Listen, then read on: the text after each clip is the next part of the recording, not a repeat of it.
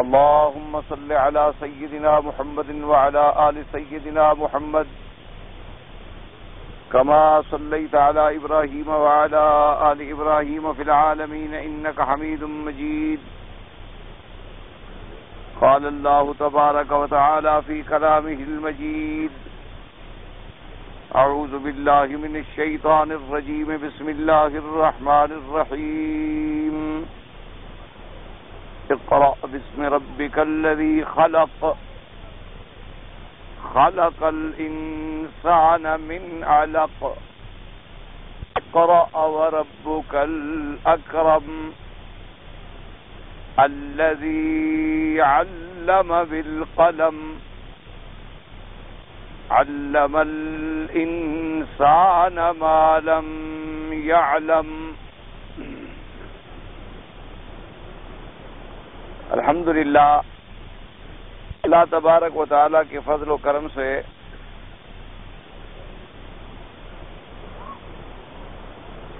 سورۃ التین کی تفسیر ختم ہو چکی تھی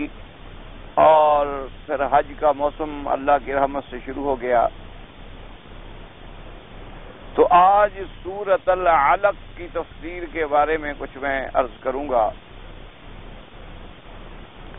اس سورت کا نام سورۃ العلق بھی ہے اور اس سورت کا نام سورۃ اقرا بھی ہے، لیکن قراء حضرات کے نزدیک زیادہ معروف نام جو ہے وہ سورۃ العلق ہے. اور ویسے بھی علق کی جو کیفیت ہے، جیسے اللہ تبارک و تعالی نے کئی عالم پیدا فرمائے ہیں. سب سے پہلے عالم ارواح تھا، عالم دنیا جس میں ہم اس وقت زندگی گزار رہے ہیں. اس کے بعد جو عالم آئے گا موت کے بعد، اس کو عالم برزخ کہتے ہیں. اور پھر اس کے بعد جو عالم آئے گا عالم اصلی اور حقیقی، وہ عالم آخرت کہلاتا ہے. تو برزخ کا معنی ہوتا ہے درمیان. جیسے خداوند قدوس نے قرآن پاک میں بھی فرمایا کہ مرج البحرین یلتقیان بینہما برزخ لا یبغیان، کہ دو دریاؤں کے درمیان میں ہم نے ایک حاجز رکھا ہے، ایک فاصل رکھا ہے جو دونوں کو آپس میں ملنے نہیں دیتا.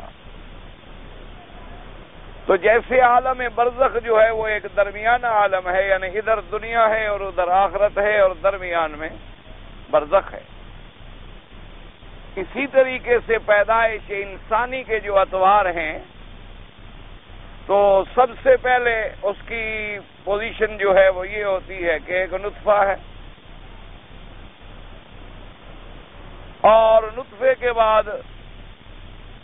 پھر آ کر وہ جمع ہوا ایک خون کا لوتھڑا بنتا ہے، اور اس کے بعد پھر مراحل آتے ہیں فَكَسَوْنَا الْعِظَامَ لَحْمًا ثُمَّ انشَأْنَاهُ خَلْقًا آخَرَ. تو گویا وہ علق جو ہے وہ بھی ایک ہماری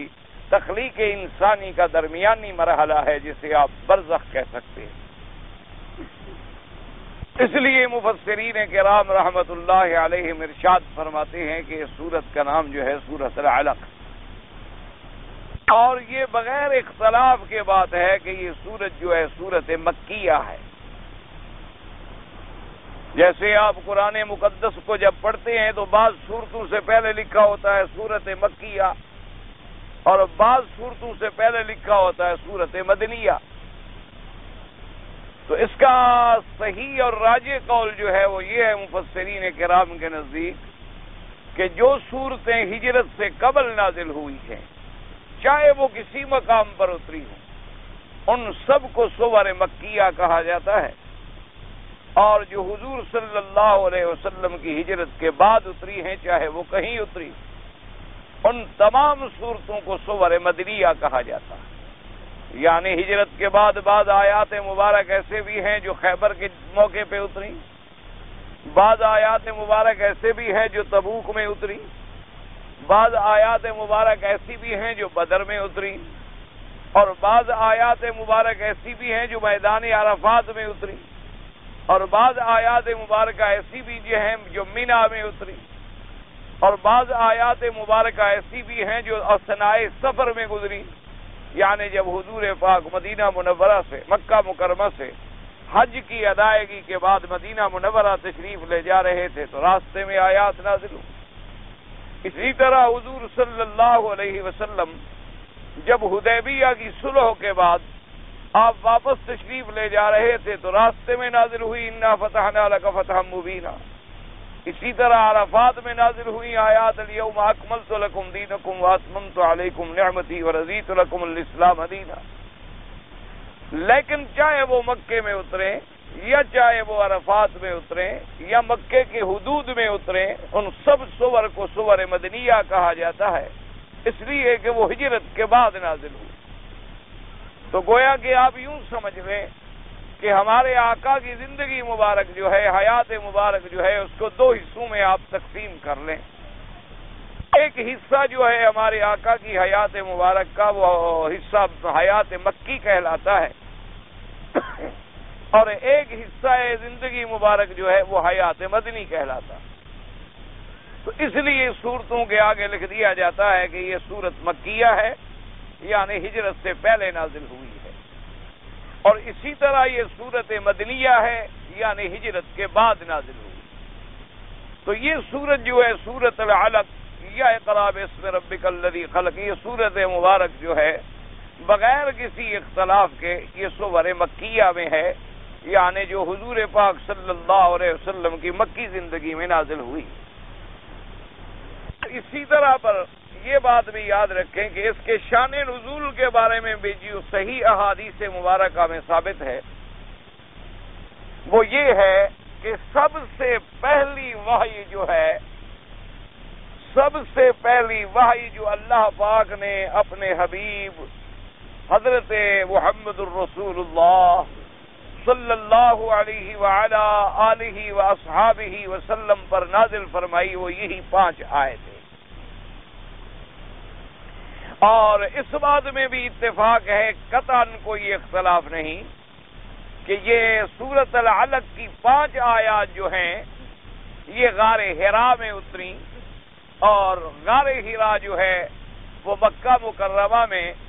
جنت المعلیٰ کی جانب اعلیٰ مکہ جو ہے اس میں جبل النور کے نام سے ایک پہاڑ جو معروف ہے، اور ماشاءاللہ جو دور سے اپنی ایک منفرد حیت میں نظر آتا ہے، تو اس پہاڑ کے اوپر ایک غار ہے، اسی غار کا نام غار حرا ہے۔ تو یہ 5 آیات مبارکہ جو ہیں اس میں قطعاً کوئی اختلاف نہیں ہے کہ یہ سب سے پہلے نازل ہوئی اور غار حرا میں نازل ہوئی۔ بعض روایات مبارکہ میں یہ بھی آتا ہے کہ اول ما نزل علی رسول اللہ صلی اللہ علیہ وسلم المدثر، بعض روایات میں یہ آتا ہے کہ حضور پاک صلی اللہ علیہ وسلم پر سب سے پہلے جو سورت اتری ہے وہ سورت المدثر ہے، یا ایھا المدثر قم فانذر ربک فکبر الی آخر الآیات۔ اور اسی طرح بعض روایات مبارکہ میں یہ بھی آیا ہے کہ سب سے پہلے حضور پاک صلی اللہ علیہ وسلم پہ نازل ہوئی ہے سورۃ فاتحہ۔ تو اس طرح روایات مبارکہ میں بعض روایات میں ہے کہ سب سے پہلے یہ 5 آیات اتری، اور دوسری روایت مبارک میں ہے کہ سب سے پہلے حضور صلی اللہ علیہ وسلم پر سورۃ المدثر نازل ہوئی، اور تیسری روایت یہ ہے کہ حضور صلی اللہ علیہ وسلم پر سب سے پہلے سورۃ الفاتحہ اتری ہے، اور اسی طرح ایک روایت مبارکہ میں یہ بھی ہے کہ سب سے پہلے بسم اللہ الرحمن الرحیم اتری، اور اسی طرح ایک روایت میں حضرت ابن عباس رضی اللہ تعالی عنہ سے روایت ہے کہ سب سے پہلے جب وحی اتری تو جبرائیل علیہ السلام نے حضور پاک صلی اللہ علیہ وسلم سے آ کے عرض کیا کہ فاستعذ باللہ، کہ آپ پہلے اعوذ باللہ من الشیطان الرجیم پڑھیں، اس کے بعد بسم اللہ الرحمن الرحیم پڑھیں، اور پھر اس کے بعد جو ہے یہ آیات مبارک جو ہیں تلاوت۔ تو اس لیے اب روایات میں بظاہر جو ہے ایک تضاد نظر آتا ہے کہ ایک روایت مبارک میں یہ ہے کہ یہ 5 آیتیں نازل ہوئی، اور ایک روایت مبارک میں یہ آیا کہ اول ما نزل علی رسول اللہ صلی اللہ علیہ وسلم المدثر کے سورۃ المدثر کی آیات نازل ہوئی۔ تو اس کو محدثین اور مفسرین کرام نے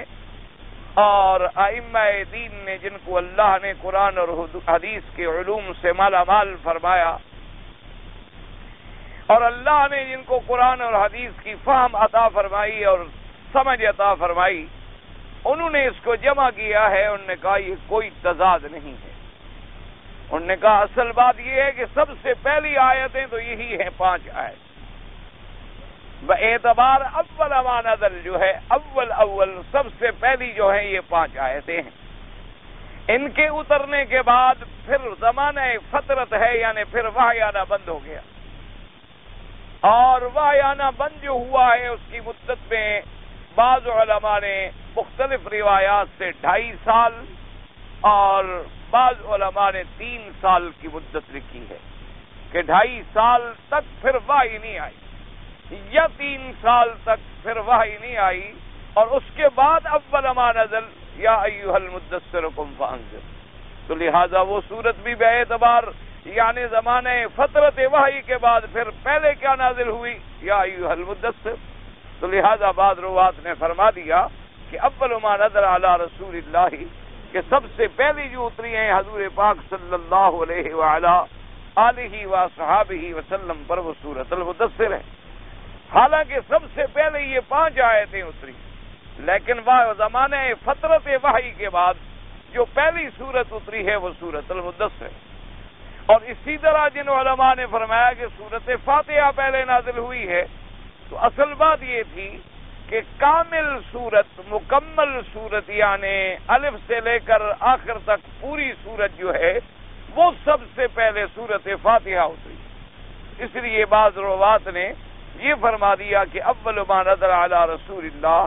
صلی اللہ علیہ وعلا آلہ وصحابہ وسلم، کہ حضور پاک صلی اللہ علیہ وسلم پر سب سے پہلی سورت جو ہے وہ سورۃ فاتحہ اتری، کیونکہ سورۃ العلق کی بھی تو 5 آیتیں اتری، اور اسی طرح سورۃ المدثر بھی کوئی کامل سورت نہیں اتری، لیکن سورۃ الفاتحہ جو تھی وہ چونکہ کامل اور مکمل اتری تھی، تو اس لیے باعتبار پوری سورت اترنے کے پہلی سورت جو ہے وہ سورۃ الفاتحہ کہلائی۔ اور اسی طرح جیسے حضرت ابن عباس نے رضی اللہ تعالی عنہ نے فرمایا کہ بسم اللہ اور اعوذ باللہ ہے، تو وہ بھی روایت ٹھیک ہے کہ جب جبرائیل علیہ السلام آئے اور انہوں نے ان 5 آیات کی تعلیم دی، تو پہلے اعوذ باللہ من الشیطان الرجیم بھی پڑھا اور بسم اللہ الرحمن الرحیم بھی پڑھا۔ تو لہذا بعض علماء نے یہ فرما دیا کہ اول ما نزل، کہ بھئی سب سے پہلے جو آیتیں اتری وہ تو اعوذ باللہ من الشیطان الرجیم ہیں اور بسم اللہ الرحمن الرحیم۔ اور اسی سے یہ مسئلہ بھی یاد رکھیں، اسی سے علماء کرام نے استدلال کیا ہے کہ جب بھی آدمی قرآن پاک کی ابتدا کرے، یعنی کسی سورت کی ابتدا کرے، تو اس کو بسم اللہ الرحمن الرحیم پڑھنا چاہیے۔ یعنی حتیٰ کہ آپ نماز میں مثلا پڑھتے ہیں فاتحہ کے بعد جو سورت پڑھیں گے، تو سورت سے پہلے آپ پڑھیں گے بسم اللہ الرحمن الرحیم۔ اسی طرح کوئی سورت جو ہے وہ بغیر بسم اللہ الرحمن الرحیم کے نہ پڑھی جائے، یعنی چاہے وہ نماز کی حالت میں ہو یا چاہے خارج از نماز ہو۔ تو انہوں نے کہا کہ لا یبتدئ السورہ الا بسم اللہ الرحمن الرحیم، کہ کسی سورت کی ابتدا نہ کی جائے مگر اللہ کے نام کے ساتھ، اور وہ نام مبارک جس کی تعلیم دی ہے حضور پاک نے کہ آدمی پڑھے بسم اللہ الرحمن الرحیم۔ اور اسی طرح اب اس میں صرف تھوڑا سا اختلاف ہے بعض ائمہ کرام کے نزدیک، کہ امام شافعی رحمۃ اللہ علیہ کے نزدیک تو یہ ہے کہ بسم اللہ الرحمن الرحیم بھی زور سے پڑھا جائے، یعنی وہ فرماتی ہیں کہ اگر نماز جاری ہے تو امام جب فاتحہ پڑھے تو وہ زور سے پڑھے بسم اللہ الرحمن الرحیم الحمدللہ رب العالمین، اور اسی طرح اگلی صورت ملائے تو پھر بھی جہر سے پڑھے۔ اور ایک قول مبارک ان کا یہ ہے کہ فاتحہ سے پہلے جو ہے بسم اللہ الرحمن الرحیم اس کو جہراً تلاوت کرے۔ یہ صرف امام شافعی رحمۃ اللہ علیہ کا قول ہے، لیکن ائمہ ثلاثہ اور جمہور کا فیصلہ یہ ہے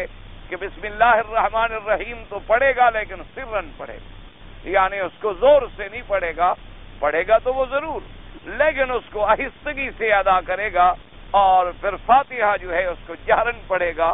اور اس کے بعد پھر بسم اللہ الرحمن الرحیم پڑھے گا لیکن اس کو آہستہ پڑھے گا، اور اگلی سورت مبارک جو ہے اس کو وہ جہرن تلاوت کرے گا۔ تو اس لحاظ سے اسی سورت مبارکہ سے علماء کرام نے یہ بسم اللہ الرحمن الرحیم کا مسئلہ جو ہے وہ بھی ذکر فرمایا۔ اور اسی طرح یہ بات بھی یاد رکھیں کہ اللہ کے قرآن کی جو ترتیب ہے، اللہ نے قرآن مقدس جو نازل فرمایا اور قرآن مقدس کی جو ترتیب ہے، اس ترتیب کے دو قسمیں ہیں۔ ایک ترتیب تو وہ ہے جو اب ہم پڑھتے ہیں، اس کو کہتے ہیں ترتیب قرات، اور ایک ترتیب وہ ہے جس ترتیب سے اللہ نے قرآن اتارا ہے اپنے پاک نبی محمد مصطفیٰ صلی اللہ علیہ وعلا آلہ واصحابہ وسلم تسلیما کثیرا کثیرا، اس کو کہتے ہیں ترتیب النزول، یعنی جس طریقے سے قرآن پاک نازل ہوا، کیونکہ قرآن مقدس سب سے پہلے میرے اللہ نے اتارا ہے آسمان دنیا پر۔ خداوند قدوس نے لوح محفوظ سے قرآن مقدس کامل مکمل، یعنی الف سے لے کر والناس تک سارا قرآن جو تھا کامل، اس کو اتارا ہے لیلۃ القدر کی رات میں، جو رمضان المبارک کے مہینے کی رات تھی۔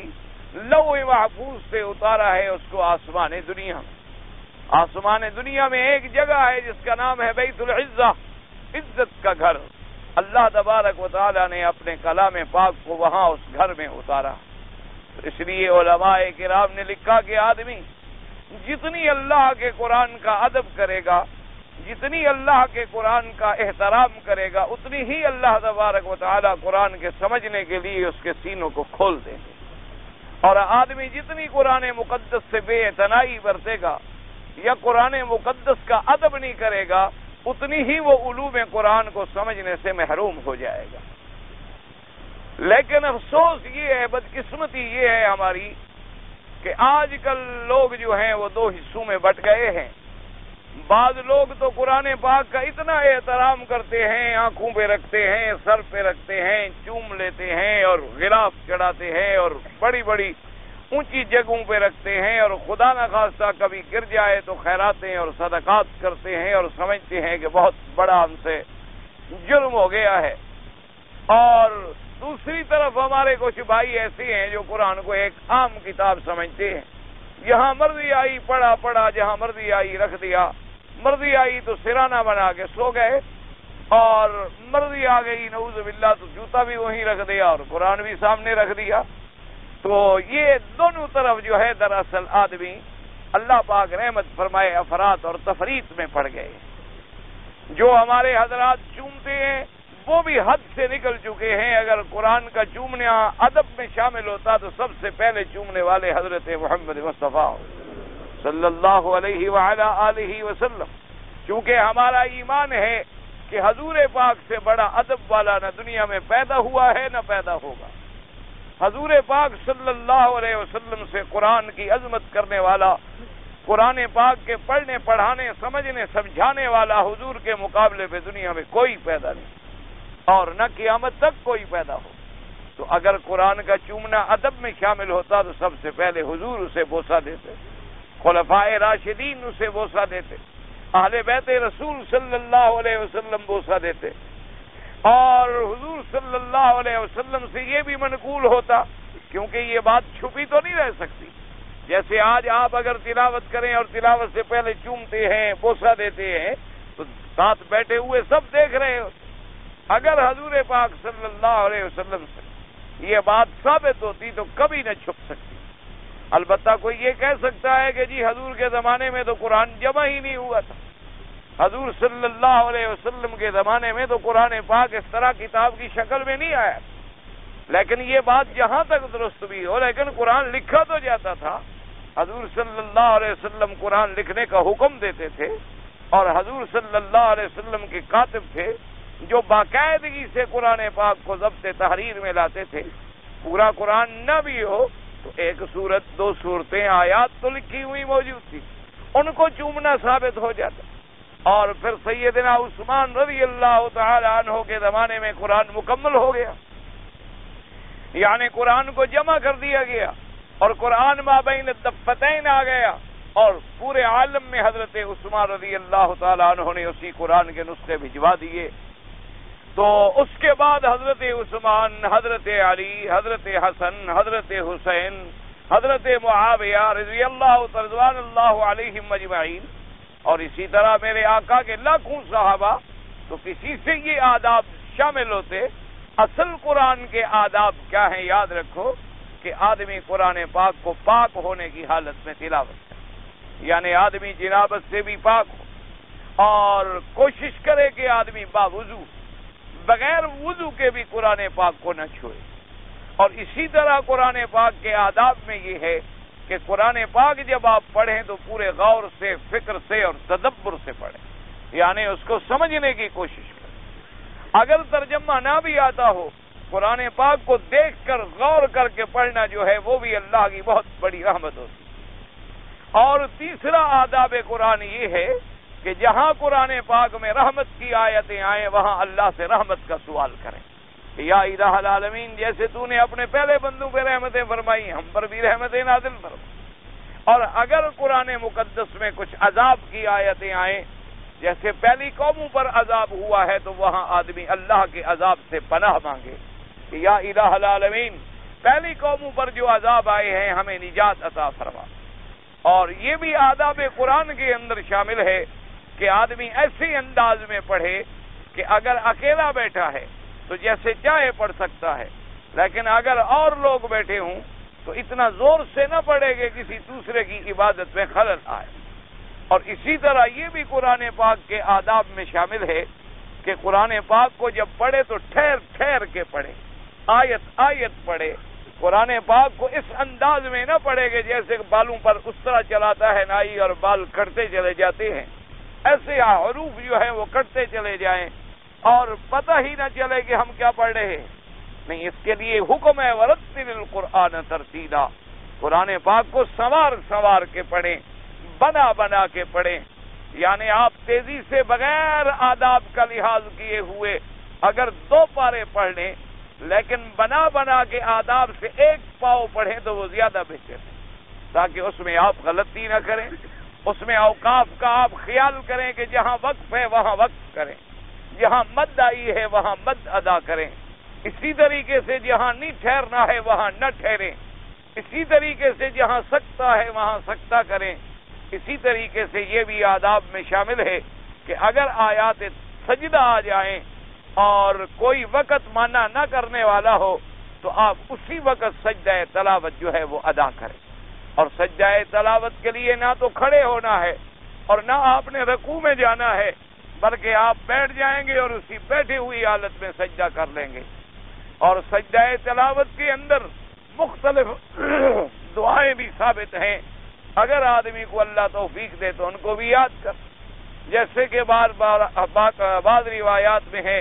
کہ حضور نے سجدہ کیا تو فرمایا اللہم لک سجدت وبک آمنت وعلیک توکلت. اسی طرح اور دعائیں بھی حضور پاک صلی اللہ علیہ وسلم سے ثابت ہیں. اللہم لک سجد وجہی وبصری وسمعی، اور بھی روایات ثابت ہیں. تو بہرحال یہ بھی آداب میں شامل. اور اسی طرح قرآن پاک کا اصل آداب یہ ہے کہ آپ صرف آواز کے بناؤ سنگار میں نہ رہیں، بلکہ بلا تکلف جو اللہ نے آواز دی ہے اسی کو آپ بلا تکلف ادا کریں. یعنی ایسا نہ ہو کہ قرآن پاک کے خیال، ان کے حروف کا خیال کیے بغیر آپ اپنے آواز کا خیال کرتے رہیں تو وہ بھی قرآن پڑھنا منع ہے شریعت. جو آدمی تصنع کرے، قرآن میں تکلف کرے اور بنا بنا کے کوشش کرے کہ میری آواز نہ ٹوٹے، قرآن کا حرف کہیں ٹوٹتا ہے تو ٹوٹ جائے، تو یہ بھی اس کو علماء نے منع فرمایا ہے.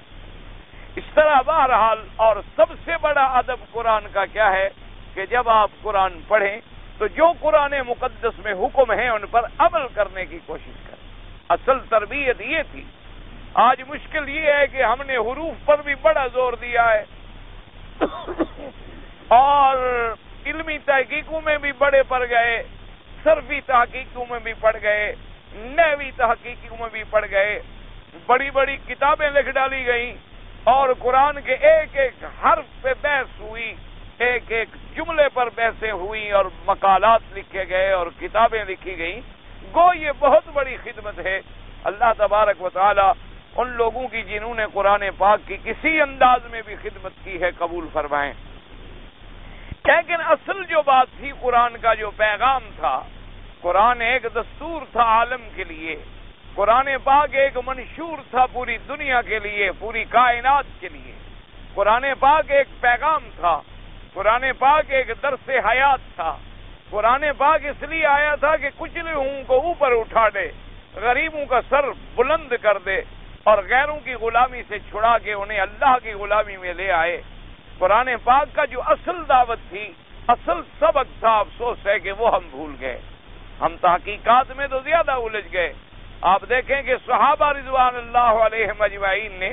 کیوں کامیابی حاصل کر لی؟ انہوں نے یہ نحوی بحثیں نہیں کی ہیں، انہوں نے ان پر کوئی منطقی بحثیں نہیں کی ہے، کوئی فلسفیانہ انداز سے بحثیں نہیں کی ہیں۔ ان لوگوں نے کبھی یہ جاننے اور بیان کرنے کی ضرورت بھی نہیں سمجھی ہے جی اس حکم کی علت کیا ہے اور کیوں ہے اور کیا ہے۔ انہوں نے یہ ایک بات یاد رکھی ہے کہ اللہ کا حکم ہے اور ہم نے تعمیل کرنی، اللہ تبارک و تعالیٰ کے حکم پہ ہم نے چلنا ہے اور قرآن کی دعوت کو ہم نے پوری دنیا میں پہنچانا۔ یہی وجہ تھی کہ انہوں نے اپنی زندگیوں میں 22 لاکھ مربع میل فتح کر ڈالا اور ہم نے اتنی تحقیقوں کے باوجود ایک میل مربع بھی حاصل نہیں کیا۔ تو یہ وجہ تھی کہ ہم قرآن پاک کا جو دستور تھا، جو پیغام تھا، ہم اس کو بھول گئے۔ اب ایک آدمی کو سارا دن مثلا ایک لفظ کی یا ایک جملے کی ترکیب نحوی پڑھاتے رہیں یا اس کو صرف کے صیغے سمجھاتے رہیں یا اس کے اندر معانی اور بلاغت اور فلسفیانہ موشگافیاں کرتے رہیں لیکن اسے نماز نہ پڑھنی آئے تو پھر قرآن پڑھنے کا کیا فائدہ ہوا ہے؟ اس لیے قرآن کے آداب کے اندر یہ پہلی بات یاد رکھیں کہ جہاں قرآن نماز کا حکم دے معنی یہ ہے کہ ہم پابندی سے نماز ادا کریں، یہاں قرآن پاک زکوٰۃ دینے کا حکم دے ہم پابندی سے زکوٰۃ ادا کریں، یہاں قرآن پاک نے حکم دیا ہے کہ بھئی نکاح کا یہ حکم ہے، طلاق کا یہ حکم ہے، حلال یہ ہے، حرام یہ ہے، جو قرآن کا ایک پیغام ہے جامع اس پہ عمل کریں اور اسی کو آگے پہنچائیں تو اس پر عمل کرنا بھی آسان ہوگا اور کامیابی کی راہ بھی حاصل ہوگی۔ اور اسی طرح قرآن پاک کے آداب میں یہ بھی شامل ہے کہ جب آپ قرآن پڑھیں تو یکسو ہو کر پڑھیں، اپنے خیالات کو ادھر ادھر منتشر نہ کریں، اور اگر آپ قرآن پڑھ رہے ہیں اور کوئی آدمی آ گیا مجبوراً آپ نے اس سے بات کرنی ہے یا آپ نے اس کے کوئی مسئلہ بتلانا ہے تو قرآن پاک کی آیت کو پورا کریں اور پھر قرآن پاک کو بند کر دیں اور اس سے بات کر لیں، بات کر کے فارغ کر کے پھر شروع کریں اعوذ باللہ من الشیطان الرجیم بسم اللہ الرحمن الرحیم اور پھر اپنی تلاوت کو جو ہے پورا کریں۔ اس لیے بہرحال قرآن مقدس کے بڑے بڑے آداب ہیں اور سب سے بڑا ادب یہی ہے کہ قرآن کے حکم کی تعمیل کرو۔ یہ کوئی ادب نہیں ہوتا کہ ایک آدمی کسی کا نام تو چومتا رہے لیکن اس کی بات نہ مانے، یہ کوئی ادب نہیں ہوتا۔ یہ ادب میں شامل نہیں ہوتا کہ آپ اپنے ایک پیر کا، ایک بزرگ کا، ایک استاد کا نام لے لیں اور سارا دن بیٹھ کے تسبیح پڑھتے رہیں لیکن استاد کہے یہ کام کرو تو کہے جی یہ تو بڑا مشکل ہے، نہیں ہو سکتا۔ وہ کہے اچھا بھی فلاں کام کرو، کہے جی یہ تو خیر آپ کر لیں، مجھے ذرا اتنی فرصت نہیں ہے۔ اور وہ کہے کہ بھائی فلاں کام کر کے آؤ، کہے جی نہیں اس وقت تو میں مصروف ہوں،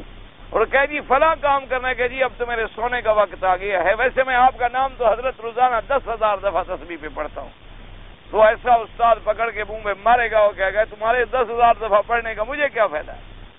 تو اس طریقے سے بہرحال کوئی صرف چومتا رہے اور عمل نہ کرے تو یہ نہ امید رکھے کہ صرف چومنا جو ہے وہ مجھے چھڑا دے گا۔ بعض لوگ ایسی روایات میں پڑھ لیتے ہیں نا جی کہ قرآن کا ایک کاغذ پڑا تھا، ایک آدمی نے اٹھایا اور ادب سے رکھا اور اللہ نے اس کو معاف کر دیا، تو یہ منفرد واقعات ہوتے ہیں۔ اس طرح ایک عورت کو بلی کی وجہ سے جہنم مل گئی اور کتے کو پانی پلانے کی وجہ سے جنت مل گئی، یہ تو اللہ تبارک و تعالیٰ کے انعام و اکرام کے واقعات ہوتے ہیں کہ وہ اگر کبھی چاہیں تو ایک اللہ کے قرآن کی ایک آیت نیچے پڑی تھی، آپ نے اٹھا لی تھا کہ کسی کا پاؤں نہ آئے، اور وہ مالک الملک ہے، بادشاہوں کا بادشاہ، اسی بات پہ راضی ہو جائے اور تمہیں جنت دے دے، اس کی مرضی ہے۔ اور اس کے مقابلے پہ کبھی تم پورا 100 سال کعبے میں بیٹھ کے عبادت کرتے رہو اور وہ قبول نہ فرمائے، یہ تو اس کی مرضی ہے، وہ مالک الملک ہے، وہ فعال لما یرید ہے، یفعل ما یشاء ہے، اس کی مرضی ہے، وہ جو چاہے کر دے۔ تو ایسے واقعات کو حجت بنا کر یہ نہیں بنا لینا چاہیے کہ چلو جی بس ہم چوم لیتے ہیں، سینے سے لگا لیتے ہیں، قرآن کو سر پہ رکھ لیتے ہیں، اور قرآن مقدس پہ بڑے بڑے ریشمی ہم نے غلاف چڑھا دیے ہیں، تو بس اس وجہ سے ہمیں اللہ بخش دے گا، عمل کریں یا نہ کریں۔ تو یہ دراصل ہمارے ہاں رواج ہے، قرآن کو بھی ہم غلاف دیتے ہیں اور قبر کو بھی ہم غلاف دیتے ہیں، پتہ نہیں ان دونوں میں فرق کیا کرتے ہیں۔ اس پر بھی ہم ماشاء اللہ غلاف پہ غلاف اور غلاف پہ غلاف اور غلاف پہ غلاف، بعض قبروں پہ اتنی غلاف ہوتے ہیں اس علاقے کے غریبوں پہ تقسیم کر دو تو کوئی ننگا نہ رہے،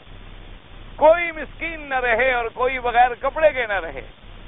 لیکن ان کو ہم پہناتے ہیں کہ جن کو پہنانے کی ضرورت بھی نہیں۔ سیدنا ابی بکر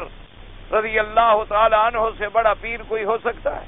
سیدنا ابی بکر رضی اللہ تعالی عنہ سے بڑا ولی کوئی ہو سکتا ہے؟ تمام دنیا کے اولیاء ان کے قدم کے برابر بھی نہیں ہوتے، لیکن سیدنا ابی بکر رضی اللہ تعالی عنہ جب آپ کی وفات کا وقت آیا، آپ نے وصیت فرمائی کہ مجھے انہی پرانی چادروں میں انہی میں کفن دے دیں۔ تو گھر والوں نے کہا کہ حضرت آپ کے لیے اب نیا کپڑا، آپ نے فرمایا نئے کپڑے کا زندہ زیادہ محتاج ہے مردے سے، زندہ آدمی کو نئے کپڑے کی زیادہ ضرورت ہے۔ اگر اللہ کے ہاں میرا نام مقبول ہے تو میری قبر جو ہے وہ جنت کا باغ ویسے بن جائے گی، چاہے کفن پرانا ہو یا نیا ہو۔ اور اگر خدا نہ خواستہ اللہ تبارک و تعالی ناراض ہیں تو آپ چاہے کوئی کفن ڈال لیں، قبر جو ہے وہ گڑھا بن جائے گی جہنم کا۔ تو اگر خدا نہ خواستہ جہنم کا گڑھا بننا ہے تو پھر نیا کپڑا کون سا چھڑائے گا، زیادہ جلدی آگ پکڑے گا۔ اور اگر قبر نے باغ جنت بننا ہے تو تمہارے کپڑے کی ضرورت ہی نہیں، جب جنت کی نعمتیں میسر ہو جائیں تو پھر ہم تمہارے ان کپڑوں کو کیا کریں۔ لیکن لوگوں نے اس کو ادب کا ایک طریقہ سمجھا ہوا ہے اور آداب کا ایک طریقہ سمجھا ہے، اور بعض تو ایسا ہوتا ہے، بعض اللہ کے اولیاء جب تک زندہ رہے تو لوگوں نے پانی کا گھونٹ بھی نہیں پلایا، جب تک وہ زندہ رہے کسی نے ان کی بات نہیں سنی، جب تک وہ زندہ رہے ان کے حکم پر کوئی نہیں چلا، لیکن جب وہ فوت ہو گئے تو قبروں پہ غلاف چڑھانے شروع کر۔ انا للہ و انا الیہ راجعون۔ تو یہ چیزیں اسلام کے اندر نہیں ہیں اور نہ یہ آداب کے اندر شامل۔ تو بہرحال میں عرض یہ کر رہا تھا کہ ایک ترتیب قرات ہے، کیا معنی؟ جیسے اب تم قرآن پڑھتے ہو تو پہلے کیا ہے سورۃ الفاتحہ، سورۃ الفاتحہ کے بعد کیا ہے سورۃ البقرہ، سورۃ البقرہ کے بعد کیا ہے آل عمران، لیکن ایک ترتیب نزول ہے کہ پہلے کیا نازل ہوا اقرأ باسم ربک الذی خلق، اس کے بعد کیا نازل ہوا یا ایھا المدثر قم فانذر ربک فکبر وثیابک فطہر۔ اسی طرح سورۃ الفاتحہ اور اسی طرح بعض صورتیں، تو وہ ترتیب نزول ہے اور یہ ترتیب قرات ہے۔ لیکن ایک مسئلہ سمجھ لیں کہ ترتیب نزول جو ہے وہ بھی میرے اللہ کے حکم سے ہے، یعنی میرے اللہ نے جب چاہا، جیسے چاہا، جس مناسبت سے چاہا اپنے پیارے نبی پہ قرآن اتارا۔ اصل وجہ کیا ہوتی تھی کہ نزول تو اس لیے ہوتا تھا کہ حالت پیش آئی اور اللہ نے ایک حکم نازل فرما دیا۔ مثلا حج کا معاملہ آیا تو اللہ نے حج کے احکام نازل فرما دیے، رمضان المبارک کا مہینے کا حکم آیا تو اللہ نے رمضان کے احکام نازل فرما دی،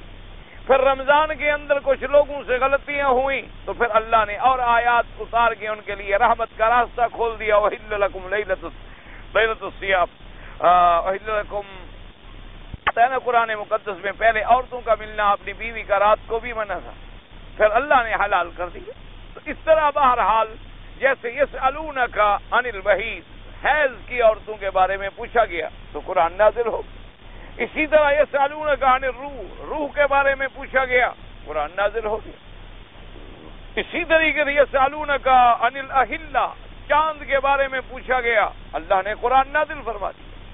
اسی طریقے سے حضور صلی اللہ علیہ وسلم سے اصحاب کہف کے بارے میں پوچھا گیا، ذوالقرنین کے بارے میں پوچھا گیا، روح کے بارے میں پوچھا گیا تو سورۃ الکہف نازل ہو۔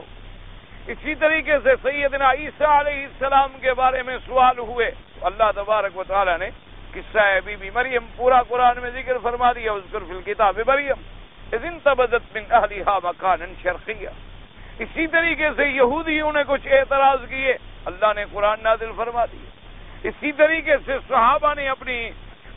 جب بالکل عاجز آ گئے، ہجرت کا حکم آ گیا، اس کے بعد صحابہ نے عرض کیا کہ یا رسول اللہ ہم نے بڑی تکلیفیں اٹھا لی ہے، اب ہمیں کفر سے ہاتھ دکھانے کا موقع بھی تو ملنا چاہیے۔ تو اللہ نے حکم دے دیا قرآن پاک میں جہاد کا۔ اللہ نے فیصلہ فرما دیا کہ اب تک تمہیں حکم تھا کہ اعراض کرو، اب تمہیں حکم دیا جاتا ہے کہ کفر کے مقابلے پہ کھڑے ہو جائیں اور جہاد کریں۔ اسی طرح بعض منافقین نے سازش کی، چوری چوری پروگرام بنائے حضور صلی اللہ علیہ وسلم کے خلاف، تو اللہ نے ان کا راز کھولا اور قرآن نازل کر دیا۔ اس طرح نزول قرآن تو ہوا ہے جیسے جیسے حالات پیش آئے۔ سمجھ آ گئی یہ بات؟ جیسے جیسے کوئی واقعہ پیش آیا، جیسے جیسے کوئی صورت پیش آئی، جیسے جیسے کوئی مسئلہ پیش آیا، جیسے سورۃ المجادلہ ہے کہ ایک عورت نے پوچھا کہ میرے خامند نے مجھے ماں کہہ دیا ہے تو اب میرے لیے کیا حکم ہے؟ اللہ نے قرآن نازل فرمایا۔ اسی طریقے سے حضور صلی اللہ علیہ وسلم نے جب ماریہ قبطیہ اور شاد کے بارے میں حرمت کی قسم کھا لی تو اللہ نے سورۃ التحریم نازل فرمائی۔ اسی طریقے سے حضور صلی اللہ علیہ وسلم جب اپنے ازواج مطہرات سے ان کے بار بار خرچ کے مطالبے سے ناراض ہو کے لیے آپ نے 1 مہینے کی قسم کھا لی اور آپ نے 1 مہینہ نہ بولنے کا فیصلہ فرما لیا تو اللہ پاک نے قرآن نازل فرما دیا، یا ایھا النبی قل لازواجک ان کنتن تردن الحیاۃ الدنیا وزینتها فتعالین امتعکن وسرحکن سراحا جمیلا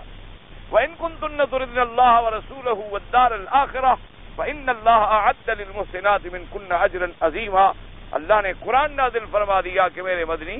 آپ اپنی بیویوں سے کہہ دیں کہ اگر تمہیں دنیا چاہیے، اگر تمہیں دنیا کا زیب و زینت چاہیے تو آئیے میں تم سے فیصلہ کروں اور تمہیں طلاق دے کے عزت کے ساتھ اپنے گھروں کو بھیج دوں، اور اگر تمہیں اللہ اور اللہ کا رسول محبوب ہے تو پھر تو تکلیفوں پہ صبر کرنا پڑے گا، لیکن اس کا بدلہ ہم تمہیں آخرت میں دیں گے، تمہارے لیے جنت میں اللہ پاک نے بہت بڑا اجر عظیم رکھا۔ تو نزول قرآن پاک تو تھا حسب حالات، حسب واقعات، حسب حوادث، حسب سوالات، لیکن اس وقت بھی یاد رکھ لیں کہ جب آیت نازل ہوتی تھی تو جبرائیل علیہ السلام بحکم خداوند کریم یہ عرض کر دیتے تھے کہ یا رسول اللہ اس آیت کو فلاں صورت میں رکھنا ہے اور ان آیات کو فلاں صورت میں رکھنا ہے اور ان آیات کو فلاں صورت کے فلاں آیات کے بعد رکھنا ہے۔ تو لہذا یہ ترتیب نزول جو ہے اور اس کے اندر ترتیب آیات جو ہے یہ بھی اللہ کے حکم سے ہے، یعنی یہ حضور صلی اللہ علیہ وسلم نے اپنے منشے سے نہیں فرمائی، بلکہ یہ ترتیب بھی بمنشاء خداوندی ہے اور بتعلیم خداوندی ہے، بامر خداوندی۔ اور اسی طرح جب یہ ساری ترتیب مکمل ہو گئی تو اب ایک پڑھنے کی ترتیب تھی کہ حضور صلی اللہ علیہ وسلم نے پھر صحابہ کو پڑھنے کی ایک ترتیب دی، تو یہ ترتیب بھی اللہ کے حکم سے ہے، یعنی نازل ہونے کی ترتیب بھی میرے اللہ کے حکم سے ہے، اور جس ترتیب سے اب ہم قرآن پڑھتے ہیں یہ ترتیب بھی اللہ کے حکم سے ہے۔ تو لہذا باعتبار ترتیب نزول کے یعنی قرآن پاک کے اترنے کے سب سے پہلی آیتیں جو اتری ہیں میرے آقا پر خاتم الانبیاء سیدنا محمد مصطفیٰ علیہ الصلاۃ والسلام پر، وہ سب سے پہلے یہ 5 آیتیں ہیں جو آج آپ تلاوت کر رہے ہیں، اور پڑھنے کے اندر جو ترتیب ہے تو وہ سب سے پہلے سورۃ الفاتحہ ہے اور پھر سورۃ البقرہ ہے، آل عمران ہے،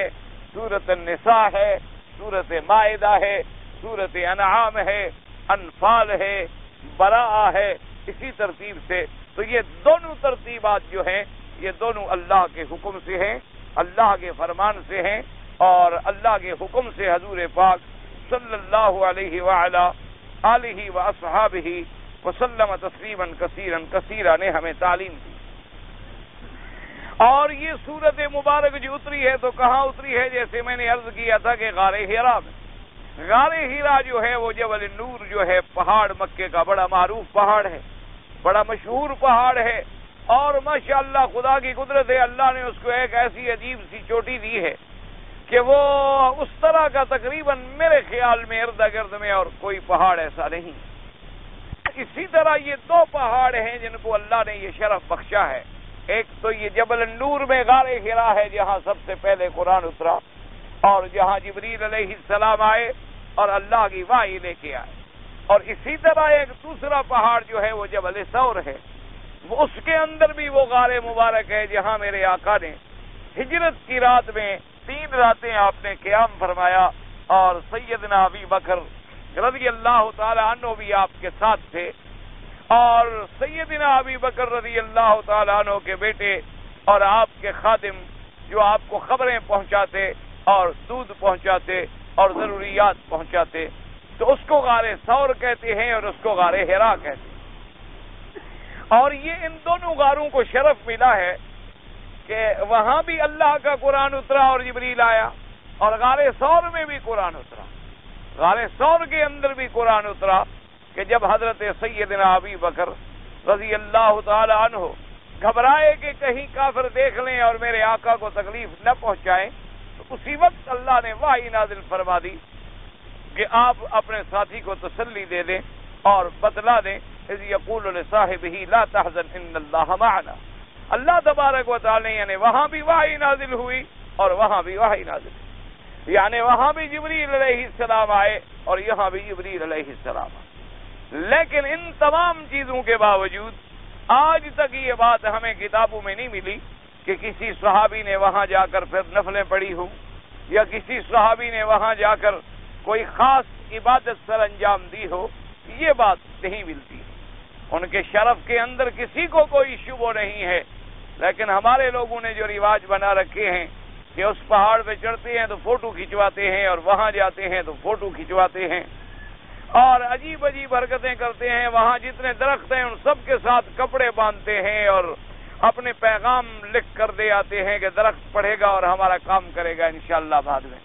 یعنی اللہ کے کعبے میں جو کام ان سے حل نہیں ہوتے وہ پہاڑوں کے درخت کرتے ہیں۔ انا للہ و انا الیہ راجعون۔ اس سے بڑی نعوذ باللہ جہالت اور بدعات اور رسومات کا آدمی آخر کیا کر سکتا ہے؟ وجہ یہ ہے کہ مسلمانوں میں ہندوانہ رسوم کا غلبہ ہے، ہندوانہ عادات ہیں، وہ بھی اسی طرح کی حرکتیں کرتے ہیں کہ کہیں رنگین کپڑے باندھیں گے، کہیں جناب دیواروں کو باندھیں گے، کہیں بتوں کو باندھیں گے، کہیں ان پہ کپڑے ڈالیں گے، کہیں ان پہ پرچم لہرائیں گے، کہیں ان پہ رنگ پھینکیں گے، اور کہیں ان کے سامنے جا کے جانور ذبح کر کے خون کے چھینٹے دیں گے، اور کہیں بلیدان کریں گے، اور پتہ نہیں کیا کیا اپنے بھگوان کے سامنے وہ تماشے بناتے ہیں۔ وہی چیزیں جو ہے نعوذ باللہ مسلمانوں کے اندر بھی داخل ہو گئی۔ انہوں نے کہا کہ چلو ہم بتوں کو تو نہیں پوجتے ہیں، درختوں کو صحیح، ہم بتوں کو نہیں پوجتے ہیں تو پہاڑوں کو صحیح، ہم بتوں کو نہیں پوجتے ہیں تو اور کسی چیز کو شروع کر دو۔ انہوں نے جو چیزیں اختیار کی تھیں اپنے اپنے بتوں کے لیے، اپنے اپنے احبار اور رہبان کے لیے، انہوں نے وہی چیزیں اختیار کر لی اپنے پیروں کے لیے، اپنے مولویوں کے لیے، اپنے بزرگوں کے لیے، ان کی قبروں کے لیے۔ تو یہ چیزیں اسلام ان چیزوں کی عادت کے خلاف ہے۔ اسلام تو دین حق ہے، وہ تو دعوت توحید دیتا ہے اور اتباع سنت محمد مصطفیٰ صلی اللہ علیہ وعلا آلہ واصحابہ وسلم تسلیما کثیرا کثیرا۔ اور لیکن ان دونوں غاروں میں ایک عجیب چیز علماء نے لکھی ہے، انہوں نے کہا کہ خدا کی شان ہے، اب تو خیر دنیا تبدیل ہو گئی، بڑے بڑے مکان بن گئے اور شہروں کے نقشے ضروریات کے مطابق بدل گئے، اور یہ مجبوریاں ہیں، کیونکہ آپ دیکھ رہے ہیں کہ ہر سال الحمدللہ مسلمانوں کا عدد بڑھ رہا ہے، تو لازمی بات ہے کہ جہاں پہلے 10 کمرے کا مکان تھا 50 کا بنے گا، تبھی تو ضرورت پوری ہوگی۔ جہاں 50 کمرے کا مکان تھا وہاں 100 کا بنے گا، تبھی آپ کی ضروریات جو ہیں جا کے پوری ہوں۔ اگر ایسا نہ بنایا جائے تو لوگ کہتے ہیں جی اونچے اونچے مکان نہ بنائے تو آپ کو تو 20 میل دور رہنا پڑے گا، پھر بھی تو آپ چیخیں گے جی ہم حرم نہیں آ سکتے، ہم نماز نہیں پڑھ سکتے، ہم بہت دور چلے گئے، ہم کہاں جائیں؟ تو اس کا حل تو یہی ہو سکتا ہے کہ چھوٹی سی چھوٹی جگہ کو اوپر لے جاؤ تاکہ زیادہ سے زیادہ آدمیوں کا ذریعہ بن سکے۔ تو اس لیے بہرحال اس زمانے میں جبکہ یہ مکانات نہیں تھے تو بعض علماء نے لکھا ہے کہ اگر آدمی غار حرا کے اس پہاڑ کی چوٹی پہ کھڑا ہو تو وہاں سے سیدھا کعبہ شریف نظر آتا تھا، اور اسی طرح اگر جبل ثور پہ کھڑا ہو تو وہاں سے بھی سمت کعبہ جو ہے معلوم ہوتی۔ حالانکہ اس وقت یہ کعبہ نہیں تھا، اس وقت اللہ کے علم میں تو یہ کعبہ تھا اور اس کا حکم بھی قبلے کا تھا، لیکن نمازیں پڑھی جاتی تھی مسجد اقصی کی طرف۔ تو غار حرا میں حضور صلی اللہ علیہ وآلہ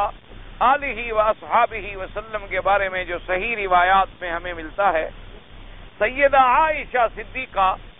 رضی اللہ تعالی عنہا روایت فرماتی ہیں، اور اس میں کوئی شبہ نہیں ہے کہ جب یہ آیات نازل ہوئی ہیں تو سیدہ عائشہ تو پیدا بھی نہیں ہوئی،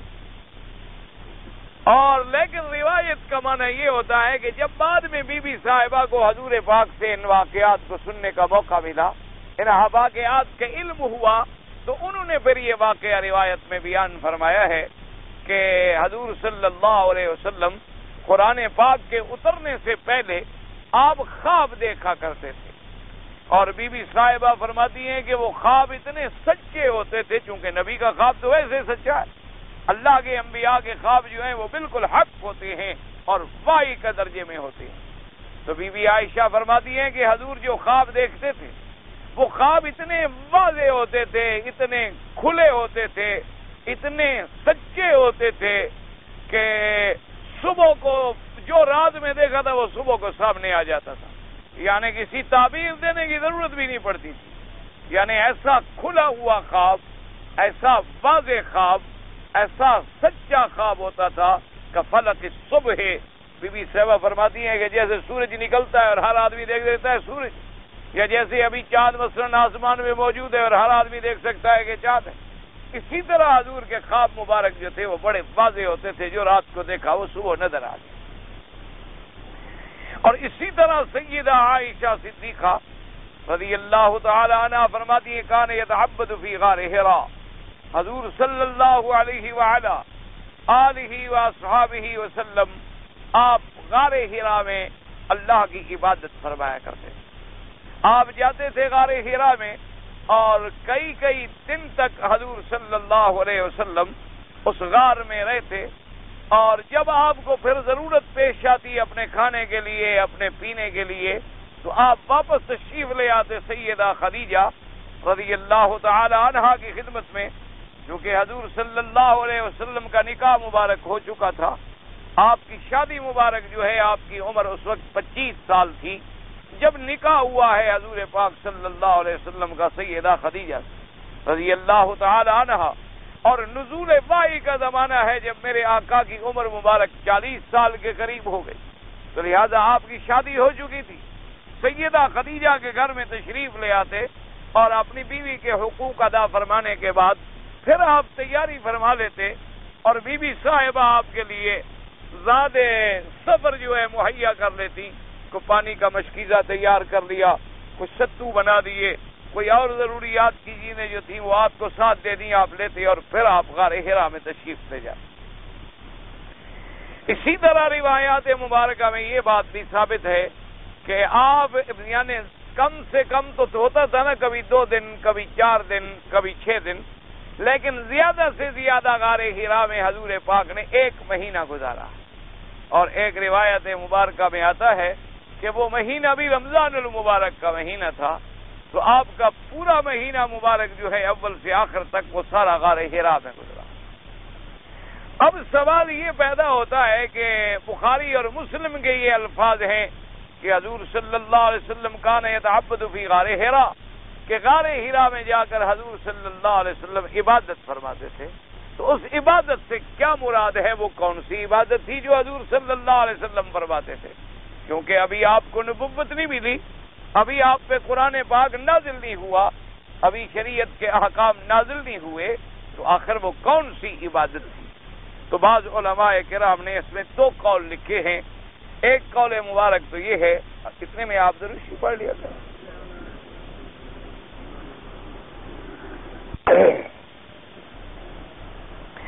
ایک قول مبارک تو یہ لکھا ہے علماء کرام نے کہ حضور صلی اللہ علیہ وسلم سیدنا نوح، سیدنا موسیٰ اور سیدنا ابراہیم، سیدنا عیسیٰ علیہ السلام، یہ سارے انبیاء اور رسول سابقین جو ہیں ان کے طریقوں پہ عبادت فرماتے تھے، کیونکہ وہ بھی تو اللہ کے بھیجے ہوئے پیغمبر تھے، اور ان کے طریقے بھی بہرحال مکے میں پہنچتے تھے. جیسے ورقہ ابن نوفل جس کا واقعہ انشاءاللہ آپ پڑھیں گے، تو اس نے بھی شرک سے توبہ کر لی تھی اور وہ دین عیسیٰ علیہ السلام پہ قائم اور ثابت تھا. تو عیسیٰ علیہ السلام کے دین کی تعلیمات تو بہرحال آ چکی تھی، لیکن راجح قول یہ ہے کہ اس وقت نہ تو نماز تھی اور نہ اس وقت روزے کے احکام تھے. بہرحال سب سے راجح قول مبارک جو ہے وہ یہ ہے، جو علماء اور محدثین نے لکھا ہے،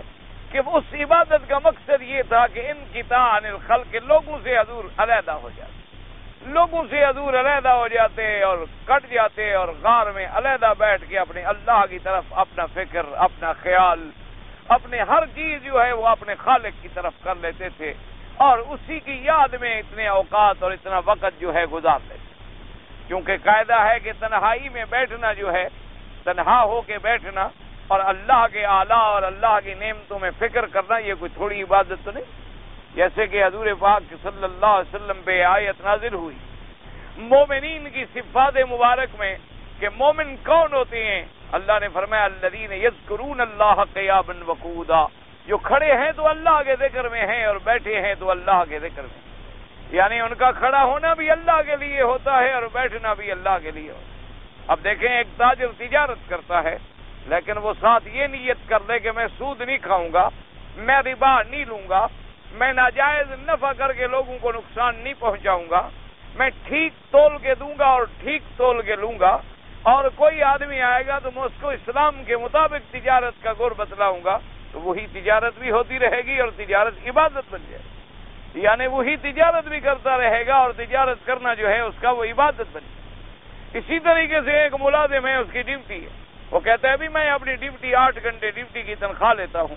میں ٹھیک وقت پہ پہنچوں گا اور پوری ذمہ داری سے میں 8 گھنٹے اپنی ڈیوٹی ادا کروں گا. درمیان میں چائے اور دوست اور گپیں اور مذاقیں اور ہنسنا اور کھیلنا اور اپنے گھر کے امور اور اپنے گھر کے معاملات سر انجام دینا، میں یہ بھی نہیں کروں گا. تو یہ بھی عبادت بن جائے گی کہ وہ اپنا صحیح معنوں میں جو بندوں کا حق ہے وہ بندوں کو ادا کر رہا ہے. تو اسی طریقے سے اللہ پاک نے فرمایا کہ الذین یذکرون اللہ قیاما، اس کا معنی یہ نہیں ہوتا کہ کھڑے ہو کے ذکر کرے، کھڑے ہو کے نماز پڑھیں یہ بھی ذکر ہے، رکوع میں ہیں یہ بھی ذکر ہے. ایک یہ ہوتا ہے معنی کہ جب کھڑے ہوں تو اللہ کے لیے کھڑے ہوں اور بیٹھے تو اللہ کے لیے بیٹھے، یعنی ان کا قیام بھی اللہ کے لیے ہے اور ان کا قعود بھی اللہ کے لیے، اور ہر حالت میں وہ اللہ کے ذکر میں مشغول ہیں. اور فرمایا تفکرون فی خلق السماوات والارض، اور میرے بندے جو ہیں وہ آسمان اور زمین کے اندر تدبر کرتے ہیں، تفکر کرتے ہیں کہ اتنا بڑا کارخانہ، اتنا بڑا آسمان، اتنے بڑے ستارے، اتنا بڑا چاند، اتنا بڑا سورج، اتنے بڑے قرات، اور پھر ان کا ایک نظام کے مطابق قائم ہونا کہ ان کے اندر کوئی طلوع اور غروب میں فرق نہیں آتا، تاروں کے نکلنے میں اور ڈوبنے میں فرق نہیں آتا، سورج اور چاند کی رفتاروں میں فرق نہیں آتا. اس تفکر اور تدبر میں جب وہ کرتے ہیں تو سوچتے ہیں کہ لازم ان کے بنانے والا بھی کوئی ہے، ان کا خالق اور مالک بھی کوئی ہے، ان کے چلانے والا بھی کوئی ہے. وہ یہ تفکرون فی خلق السماوات والارض، اور پھر اس نتیجے پہ پہنچتے ہیں کہ ربنا ما خلقت ھذا باطلا سبحانک فقنا عذاب النار. اس لیے علماء نے لکھا کہ ہمارے آقا خاتم الانبیاء حبیب کبریا حضرت محمد مصطفیٰ صلی اللہ علیہ وعلا آلہ واصحابہ وسلم تسلیما کثیرا کثیرا، آپ جب تشریف لے جاتے غار میں تو اصل عبادت ہی یہی تھی کہ مکے والوں سے کٹ گئے، لوگوں سے کٹ گئے، اپنے گھر والوں سے کٹ گئے، اور علیحدہ جا کر اور تنہائیوں میں جا کر اپنے اللہ کی یاد میں مشغول ہو گئے، اللہ کی یاد میں مصروف ہو گئے. تو یہ بھی ایک بہت بڑی بات تھی.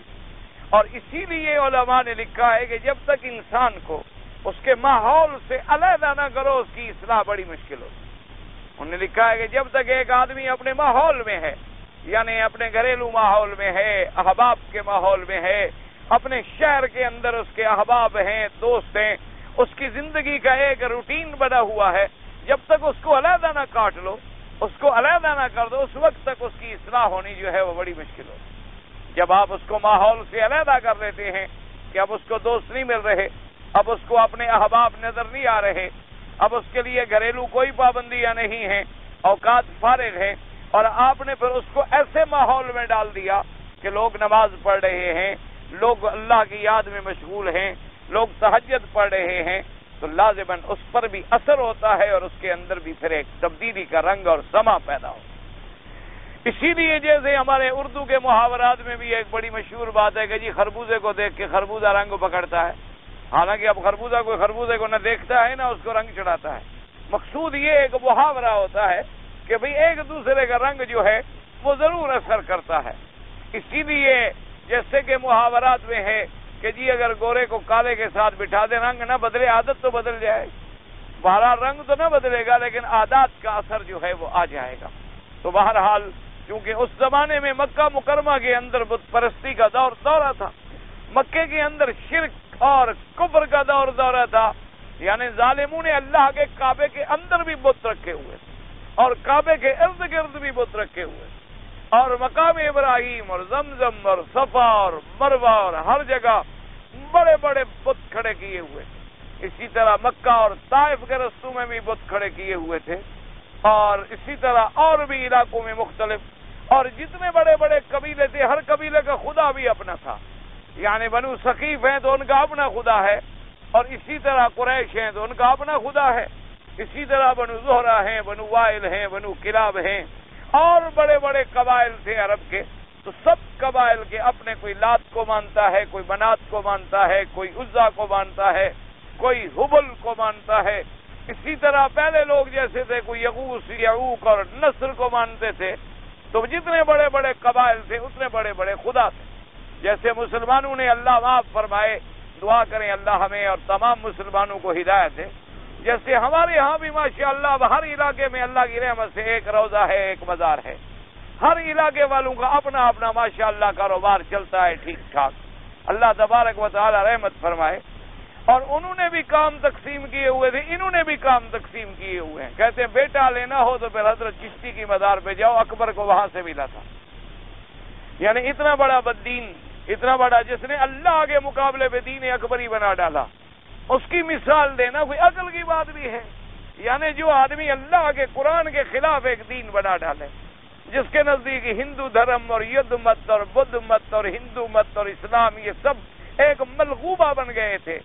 جس نے بیک وقت ایسے نکاح کیے تھے کہ مسلمان عورت بھی گھر میں ہے اور ہندو بھی گھر میں ہے اور سکھ بھی گھر میں ہے اور برہمن بھی گھر میں ہے اور فلاں بھی گھر میں ہے، ایسی آدمیوں کی مثال دیتے ہیں۔ اور خدا کے بندے، اب اتنی اولاد آپ دیکھیں دنیا کے اندر، بعض حرام جانور ہیں ان کی بھی تو اولاد ہے، آخر وہ کس کی منتیں مانتے ہیں؟ وہ کس کی منتیں مانتی ہیں کہ ان کو اولادیں مل رہی ہیں؟ بکری کو 2 پھل ملتے ہیں اور کتے کو 7 مل جاتے ہیں، یہ کون سی بڑی بات ہو گئی؟ دلیل ہو جاتی ہے کہ ہاں جناب فلاں ہو گیا، اس کو کیوں زیادہ مل رہے ہیں؟